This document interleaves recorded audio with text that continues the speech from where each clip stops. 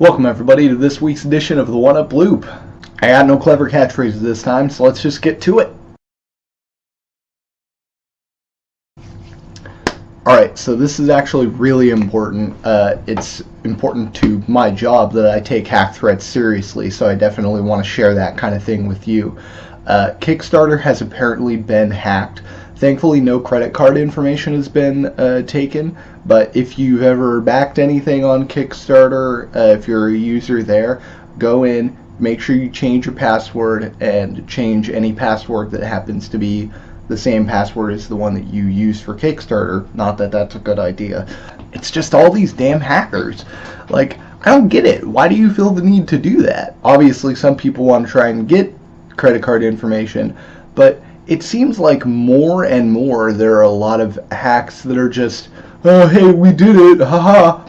No one cares. Like, go find a hobby.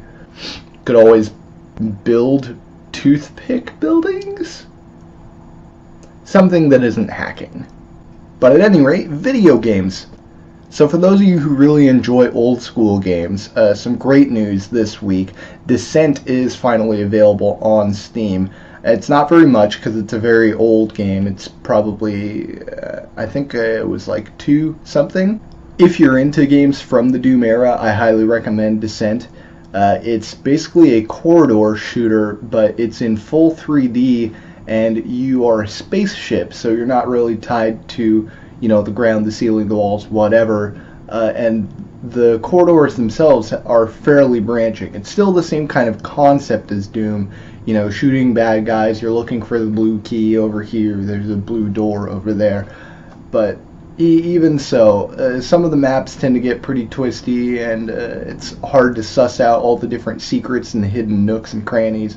It's a great game, and I would say definitely try it out once, just for the nostalgia factor. So the first Nintendo Direct of the year was put up the other day. For those of you who don't know, Nintendo Direct is a video that Nintendo came up with. Effectively, they're releasing titles and working on titles so often throughout the year that they decided it was silly to wait until E3 to announce everything. So now they no longer present, they just exhibit, and they have their own little web presentation that they do multiple times throughout the year. So obviously all the standard games that everyone's looking forward to are coming out. We finally got a bunch of release dates for those. Mario Kart's coming in March for the Wii U. Mario Golf is coming for the 3DS. All those kind of standard things. Still no release date on Smash Brothers. Sorry guys. But we did find out that one of the new fighters is going to be Little Mac from Punch-Out, so that's always cool. For me, the biggest news was the announcement of a 3DS eShop title that's finally coming to the US. Weapon Shop de Omase is a downloadable title for the 3DS. It was originally part of a compilation of games by Level 5 where they took renowned developers and each said, hey, do you have a cool tiny idea for a game? Put it in this. Unfortunately, they were released individually in the US as single titles rather than on a cartridge where you could just buy all of them.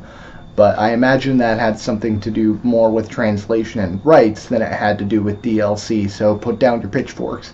Imagine a game somewhat like Cooking Mama, only instead of making recipes, you were forging weapons, you know, putting them in the fire, hitting them. There's a little bit of a rhythm game element too when you're hitting it, and then you're selling these weapons to adventurers who need them to go out on actual quests. You never go on the quests, you're only blacksmithing. I've always loved blacksmithing in general. I've always thought it would be a cool skill to learn, so if you want to make a game where I can just be a blacksmith, I don't have any kind of a problem with it.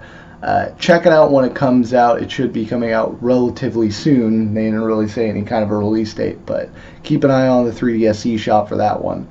Another big new game announcement this week is that of Turtle Rock Studios' new game Evolve. Those are the guys who brought you Left 4 Dead and Left 4 Dead 2. I'll put a link in the description below to the debut trailer, but this game looks fantastic. It's another team-based shooter, and kind of similar to Left 4 Dead. You have the humans, who are a group of 4 different types of classes. your standard healer, assault, so on and so forth. There's a bit of a unique twist to each class. But the big draw of the game is the 5th player is the monster. You are this big, giant, hulking, muscular alien who is like 5 times the size, well, 5 times the height at least, of all the different humans. And as the game progresses and you kill more people or you eat little aliens around the landscape, you evolve and your abilities get stronger. Effectively, the win state of the game is if you are the humans, you have to take down the monster. If you are the monster, you have to have every single member of the opposing team dead at the same time.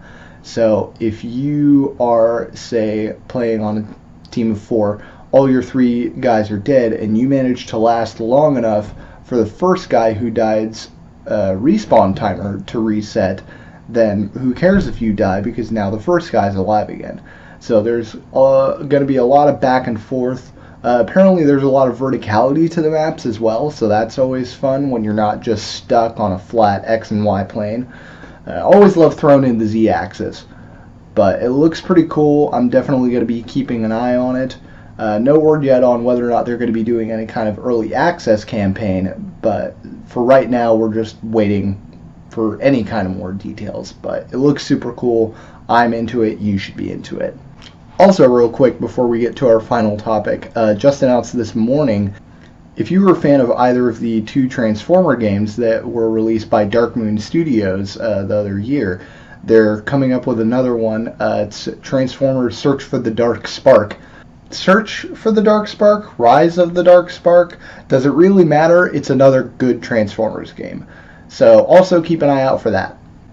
Finally, the top headline of pretty much every gaming website I went to this week is the Titanfall Beta is out. If you're in it, good for you. If you're not, I'm sure there's plenty of places on the internet that you can check out playthroughs, tips, any kind of video preview, stuff like that.